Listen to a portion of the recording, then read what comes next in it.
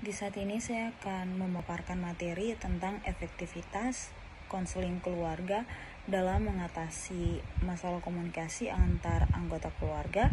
Tetapi sebelumnya, perkenalkan, nama saya Vita Homahu dengan NIM 71-2023-715. Materi ini bertujuan untuk mengedukasi tentang efektivitas konseling keluarga dalam mengatasi masalah komunikasi antar anggota keluarga. Nah, komunikasi ini yang efektif merupakan sebuah komponen krusial dalam menjaga keharmonisan dan kestabilan dalam keluarga.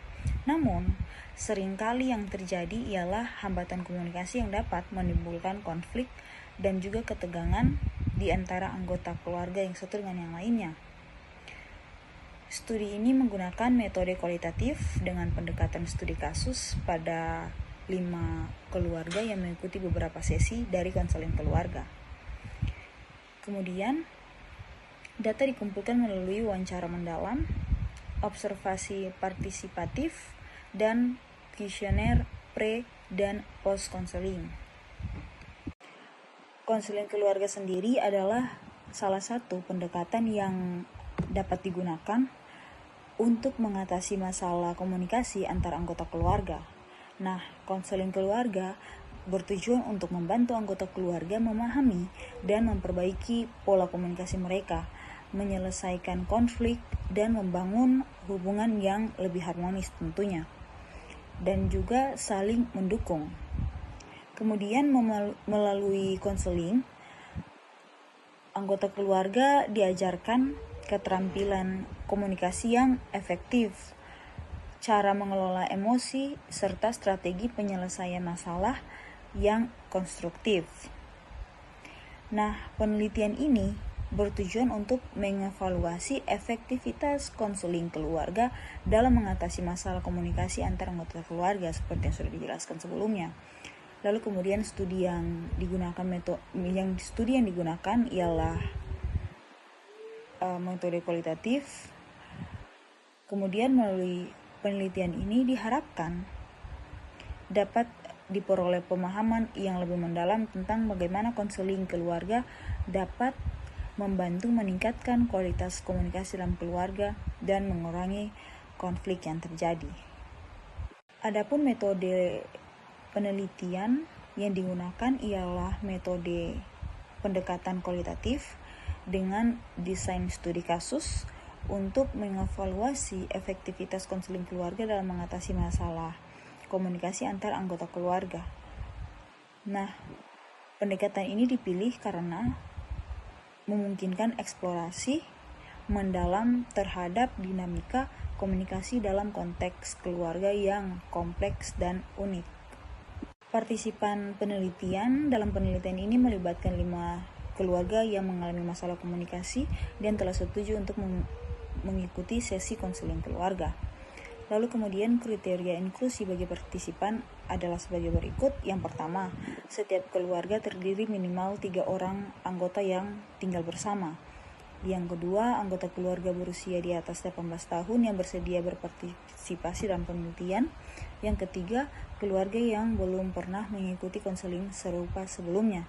Dan yang terakhir, bersedia mengikuti seluruh rangkaian sesi konseling. Berikutnya ada prosedur pengumpulan data.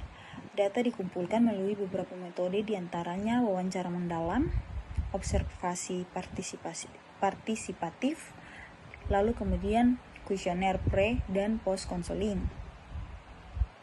Adapun proses konseling, setiap keluarga mengikuti program konseling keluarga secara bertahap di tiap sesi, dimulai dari sesi pembukaan di mana berisi penilaian awal terhadap masalah komunikasi yang dihadapi oleh keluarga. Yang kedua, sesi pendidikan komunikasi mengajarkan teknik komunikasi yang efektif seperti mendengarkan aktif, penggunaan bahasa nonverbal, dan ekspresi emosi yang tepat. Lalu kemudian yang ketiga, sesi pemecahan masalah, yang dimana identifikasi dan penyelesaian konflik yang spesifik terjadi di dalam keluarga tentunya.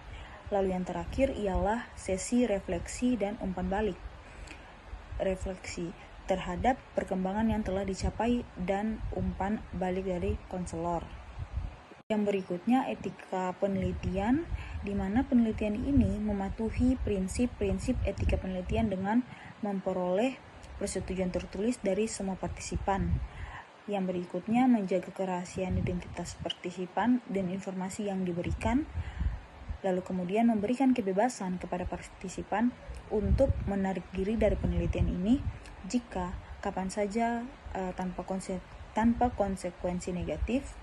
Dengan metodologi ini, penelitian diharapkan dapat memberikan gambaran yang komprehensif mengenai efektivitas konseling keluarga dalam memperbaiki komunikasi antara anggota keluarga dan mengurangi konflik yang terjadi.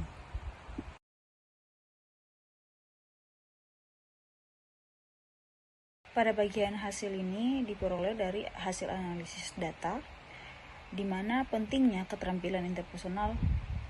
Yang poin pertama, peningkatan kualitas komunikasi, lalu kemudian penurunan konflik verbal yang awalnya cukup sering terjadi, tetapi setelah mengikuti konseling, frekuensi dan intensitas konflik verbal menurun secara signifikan.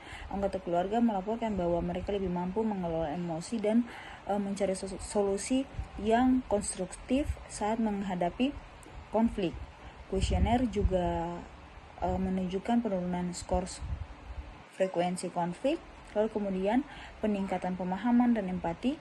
Dari hasil wawancara, mereka merasa bahwa lebih terhubung secara emosional dan lebih mampu melihat situasi dari perspektif anggota keluarga lainnya setelah melakukan konseling.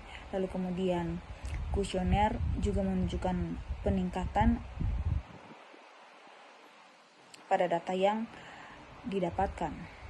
Lalu poin berikutnya, pengelolaan emosi dan penyelesaian masalah. Wawancara dan observasi keluarga menunjukkan kemajuan dalam pengelolaan emosi dan kemampuan menyelesaikan masalah secara konstruktif. Lalu berikutnya kuesioner, skor pengelolaan emosi dan penyelesaian masalah meningkat dari rata-rata 2,7 pre-konseling menjadi 4,0 post-konseling pada skala 1 hingga 5. Masuk pada bagian pembahasan, hasil penelitian ini menunjukkan bahwa ternyata konseling keluarga memiliki efektivitas yang signifikan dalam mengatasi permasalahan komunikasi antara anggota keluarga.